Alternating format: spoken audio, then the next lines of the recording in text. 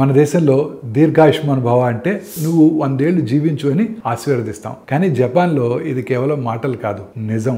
జపాన్లో ఇప్పుడు 1,00,000 మందికి పైగా 100 ఏళ్ళు దాటేశారు. వారి ఆరోగ్య రహస్యం ఏంటో ఇవాళ మనం తెలుసుకుందాం. మొదట ఆహారం, తాజా కూరగాయలు, చేపలు, సోయా, సీవీడు, చిన్న పరిమాణంలో భోజనం, రోజు కదలిక, నడక, తోట పని, ఇంటి పనులు వారిని చురుకుగా ఉంచుతాయి. కుటుంబము, స్నేహితులతో బంధాలు, ఇకిగై అనే జీవన లక్ష్యం వారికి ఉత్సాహం ఇస్తాయి.